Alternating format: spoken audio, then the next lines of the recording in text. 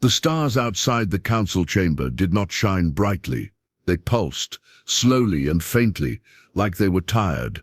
Just beyond the glass walls of the vast room floated a dying sun. Once brilliant and full of energy, it now glowed weakly, as if mourning something long gone. The Galactic Council had chosen this place for a reason. It was old, quiet and far from any colony. Here no ships passed, no signals buzzed. It was a place for serious decisions. Final decisions. Inside the chamber, the air was heavy. The floor was made of black stone, smooth and cold. The ceiling stretched high above, and light from the stars filtered down like mist. Around the room sat the leaders of the most powerful alien civilizations, tall beings with silver skin, insect-like minds that pulsed with thought, scaled elders with deep, glowing eyes. Each one sat in silence. Each one watched.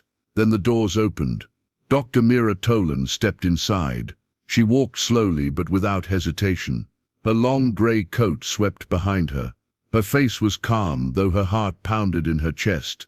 The sound of her footsteps echoed across the chamber. She was the only human in the room. She was also the last human voice the council would allow to speak.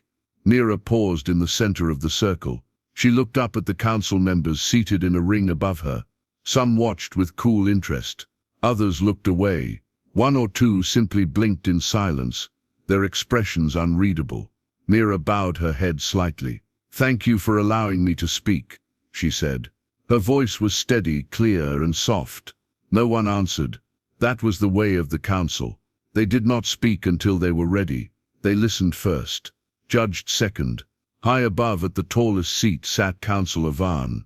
He belonged to the Vexari species, long, thin, and sharp in form. His face was like stone. His black eyes showed no feeling. Van spoke. His voice sounded like metal rubbing on metal. "This meeting is the last discussion on the matter of Earth. The Council has reviewed all records, the damage, the history, the attempts to change. Now we decide. Should humans be allowed to return to their home planet?" Mira didn't respond. Not yet. She knew she would get her chance, but not before hearing the Council's judgment first. Van continued. "You are the final voice of your species in this chamber. Speak carefully. The vote will follow." A cold silence followed his words. The glow of the dying star lit the floor below Mira's feet. She stood still, her thoughts running fast. She remembered Earth, not the Earth from old records, but the one she had known as a child. There had been forests in the north, great oceans in the south. But even then, the sky had been grey. Fires had burned too often. The water had tasted strange. Species vanished each year. People spoke of change, but action came too late. In her mind, she saw the day her family boarded the ship, leaving Earth behind as part of the first wave. Humanity had called it Project Renewal, a mission to spread across the stars. But the truth was simple. Earth could no longer survive them, and they could no longer survive on Earth. She had spent her life studying other civilizations, learning from them. The Council had welcomed humans at first, eager to see if they could learn from their mistakes. But now, after centuries, the hope had faded. Too many human failures, too many broken promises. One by one, the Council had lost faith. And now here she was, the last voice, one final chance. Mira raised her head and looked at the circle of alien leaders. "I am ready to speak," she said. Councillor Van's eyes narrowed. "Then speak, and understand, this council does not forget.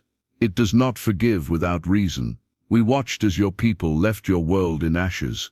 Mira took a breath, deep and slow. She looked at each face, and then she began. But before her first full word left her lips, the lights dimmed slightly. A signal. Time was limited. She would have to choose her words with care. The future of her people depended on it.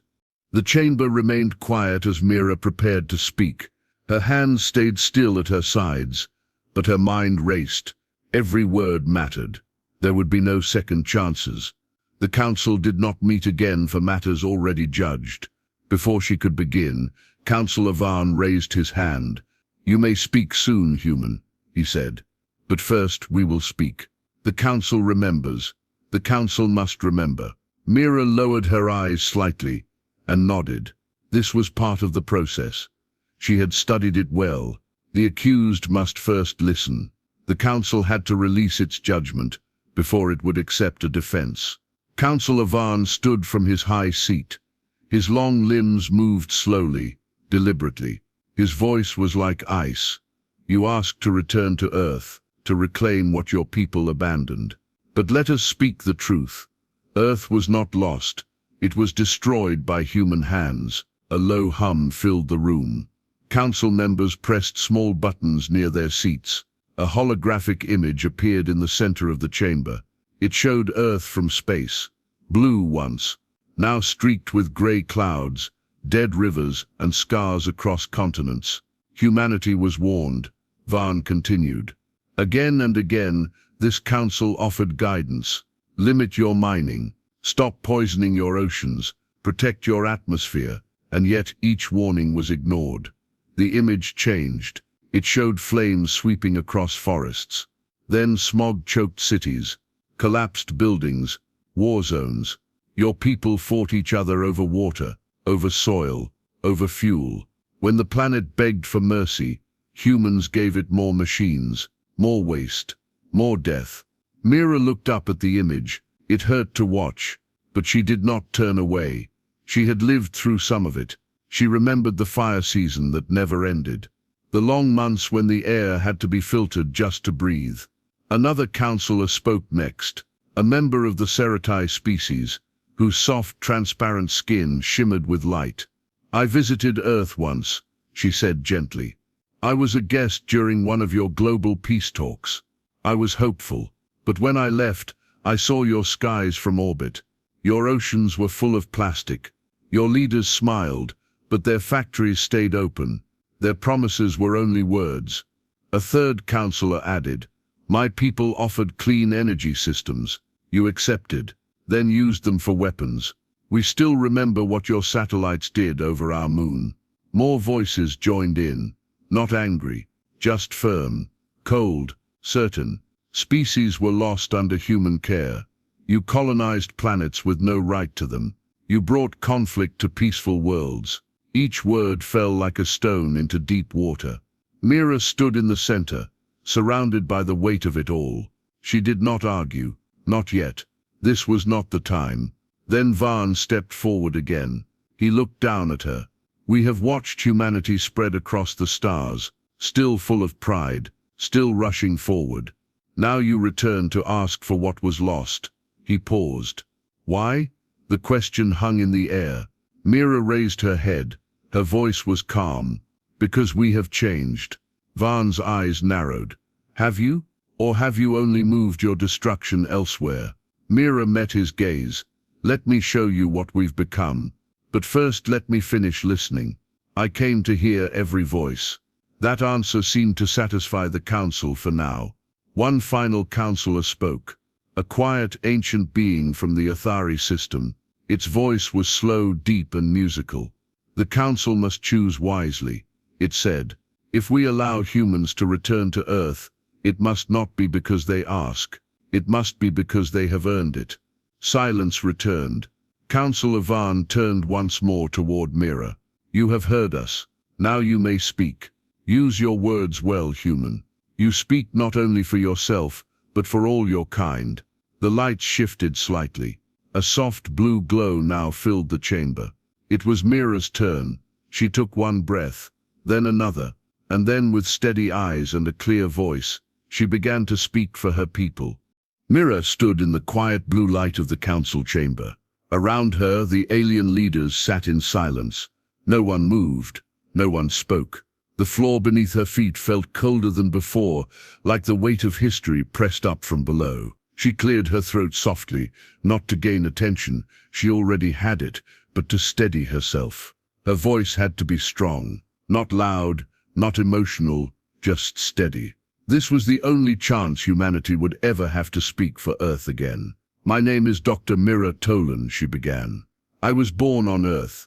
I saw its forests burn, its cities flood, and its people fight. I watched as our skies darkened and our oceans died. I will not deny what happened. She looked up at the council, meeting their eyes one by one. "You've reminded me of everything my people did wrong. And you're right. We waited too long to act. We ignored the warnings, and when Earth finally pushed back, we left." She paused, letting the silence breathe. But leaving wasn't escape. It was exile. Every human who boarded a ship knew we were abandoning something we could never replace. Some hoped we'd find a new Earth. Others thought we'd forget the old one. But most of us, we carried the guilt with us. A low hum came from one of the councillors' stations. Mira didn't stop. She had practiced for this moment 1,000 times. "I became a student of alien civilizations. I watched how your people lived with balance. I saw how you protect your planets, your oceans, your skies. And I asked myself, why couldn't we do the same? What was broken in us?" She took a small step forward. Her voice did not rise. It remained calm. "I don't have an easy answer. Maybe it was pride. Maybe it was fear. Maybe we just believed for too long that we were separate from the world instead of part of it. But something has changed. Not in our past, but in our present." A new hologram lit up in the center of the chamber. This time, it showed images not of destruction, but of renewal. Clean human colonies on far-off planets, filled with greenhouses and solar fields. Children planting trees under 2 suns. Rivers with clear water. Cities built upward instead of outward, leaving the ground below untouched. Laws written in multiple languages, human and alien, protecting native ecosystems.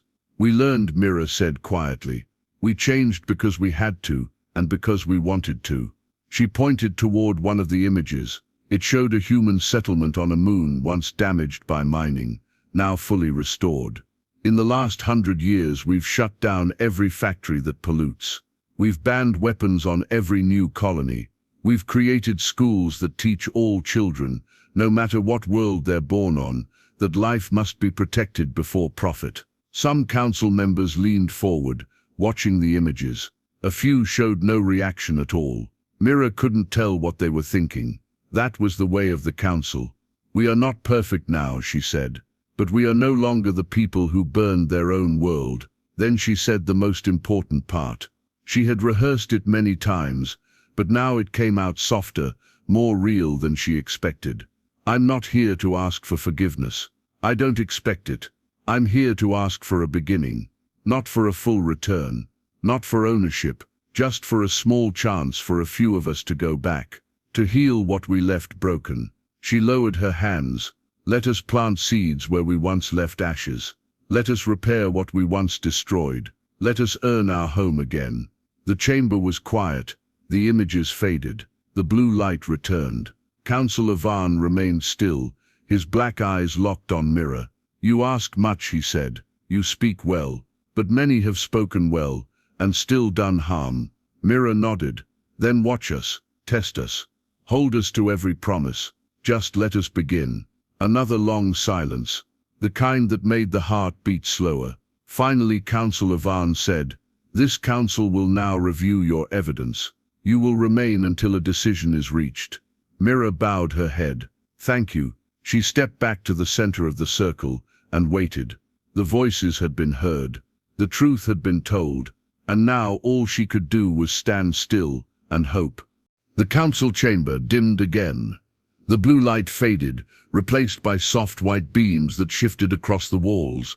It was a signal. The council had begun to deliberate. Mira stood silently in the center of the room, her hands clasped in front of her. She had said everything she could. Now it was out of her hands.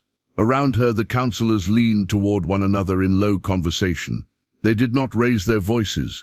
Their language was a mix of spoken words and silent signals, blinks, gestures, vibrations. Mira had studied their customs for years, but she could only guess at what was being said. On the far side of the chamber, Councillor Vaughn remained seated. He watched her closely, unmoving.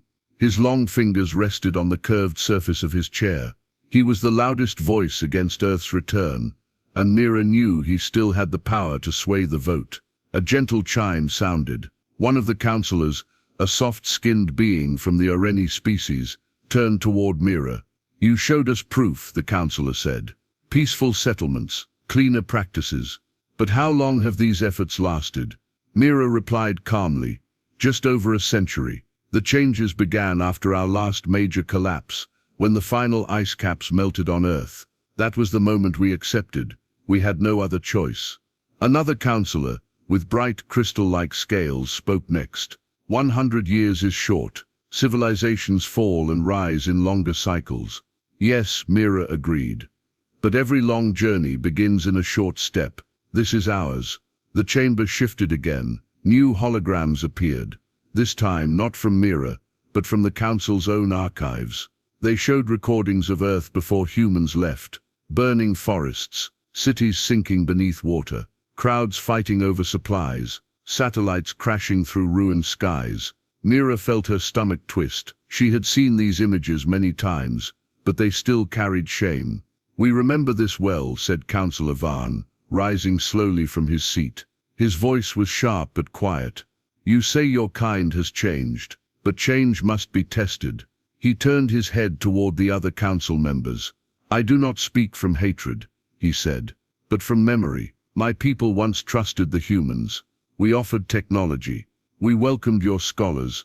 We believed in your promise. And what did we receive?" He lifted a hand and a new hologram filled the space. An image of the Vexari moon, scarred from a mining accident caused by a human company long ago. "Our home still bears the wounds," Varn said. "Your governments blamed a rogue corporation. They said it was an error, and then they vanished into space, leaving behind only broken treaties." Mira stood firm. She didn't defend the past. There was no excuse strong enough to erase it. "You're right," she said. "We failed you. We failed many. But if we are never given the chance to prove we've grown, then the failure continues." The room was quiet again.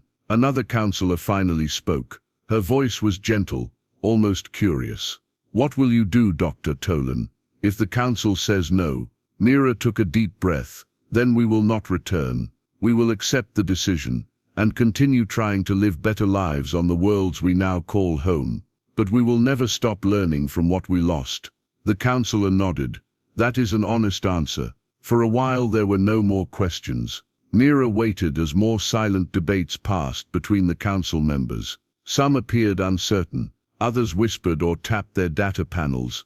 A few stared into space, deep in thought. Finally a soft rhythmic chime echoed through the chamber. Councillor Varn looked at the others. Then he turned toward Mira. "One last time. You have spoken. You have shown. Now we will decide." A glowing ring appeared on the floor around Mira, marking the boundary of the speaker's place. She stepped back into it, her body still, her mind quiet. Above her the council members each placed a hand or limb on the voting stones set into their stations. The stones lit up one by one, blue for yes, red for no. They glowed dimly, hiding their final result until all votes were cast. Mira did not look up. She kept her eyes closed and waited. The chamber had never been so quiet. Mira stood in the center, her hands steady at her sides, her eyes still closed. The voting stones pulsed gently above her, glowing with soft light. Each councillor had cast their vote in silence, as tradition demanded. Now the stones waited to reveal the result. She opened her eyes and slowly looked around. The councillors stared ahead, their faces unreadable. They had said all they needed to say. Now only the vote mattered. The central platform dimmed. A low tone echoed through the chamber, deep, vibrating, final. A column of light rose from the floor and displayed the outcome in the air above her. 12 votes for, 10 votes against, approved, but barely. A soft murmur passed among the councillors. Not words, just breath, motion, thought. Mira's heart beat faster. Her breath caught in her throat. Then the final decision appeared beneath the vote count. Conditional return approved, limited human presence on Earth, supervised by the Council. Mira exhaled slowly. Not a full return, not freedom, but a beginning. The hologram faded. The chamber lights returned to their steady blue. Councillor Varn rose from his seat. His tall frame cast a long shadow across the floor. He looked down at Mira, his face as still as ever. "You have been granted what you asked for," he said. "Barely. Do not mistake this for forgiveness. It is not mercy. It is observation." "I understand," Mira said. "You will lead the return," he continued. "No more than 5 humans may set foot on Earth. You will restore, not rebuild. You will heal, not conquer. The Council will watch every action. If harm comes to Earth again, the chance will be withdrawn permanently." Mira nodded. "We accept the terms." Varn stepped back. "Then prepare. You will leave in 1 cycle." The councillors began to rise from their seats, their duties complete. One by one, they disappeared into the high corridors behind their stations. Only Mira remained. She stood alone for a long moment, letting the silence settle. Her thoughts were clear, sharp, but not heavy. She had done what she came to do. The future was uncertain, but it existed, and that by itself was more than many had expected. As she turned to leave the chamber, a voice stopped her. Dr. Tolan. It was Councillor Varn. He had not left. She turned back to face him. His expression had not changed, but his voice was slightly lower now, less sharp, more thoughtful. "There was a time," he said, "when I believed humans had potential. I watched your early works, your science, your art. I saw great beauty in your beginnings." He paused. "Then I watched it all fall apart." "I know," Mira said gently. "I don't trust you," Varn said, "but I will watch. If I see even one sign of the old path, I will act." Mira met his gaze. "You should. That's how trust is earned. Slowly, with truth." Varn gave no reply. He turned and walked away, his footsteps silent on the stone floor. Mira stood there a moment longer. Then she left the chamber, stepping into the narrow corridor that led to her transport. As the doors closed behind her, she leaned against the wall and closed her eyes. Earth, she would see it again. Not the Earth from her childhood, not the broken cities and empty rivers. Not yet, but she would walk the soil, feel the wind, and try, piece by piece, to make something right. Not for pride, not for power, but for the quiet hope that some things, if cared for enough, could grow back. The ship floated above Earth, silent and still. From the viewing deck, Mira stood with her hands pressed lightly against the glass. The blue sphere below was familiar and foreign at the same time. The clouds still moved across its surface. The continents still held their shape. But something in the air, something in the color, it all looked older, quieter, more fragile than she remembered. The Earth was healing, but barely. Behind her, the 4 other members of the return team stood waiting. Each had been chosen with care: a botanist, an environmental engineer, a medical specialist, and a cultural historian. All of them were from the colonies. None had ever set foot on Earth. Mira turned to them. "We'll go down in 2 hours," she said. "Only one region. No buildings, no digging. We observe. We plant. We listen." They nodded. No one asked questions. They understood the weight of this moment. The shuttle launched quietly from the main ship. It slipped through the thin atmosphere like a whisper. No sound of engines, no trail of smoke. Everything had been designed for low impact. Light, clean, gentle. They landed in what was once a vast meadow in what used to be called Northern Europe. Now it was just open land, slowly returning to life. Tall grass moved in the wind. A few scattered trees bent gently. Birds circled high overhead, their songs soft and distant. Mira stepped out first. Her boots touched earth again for the first time in over 40 years. She knelt down and touched the soil with her bare hand. It was damp, warm, alive. The others followed. They moved with quiet care, placing sensors and taking readings.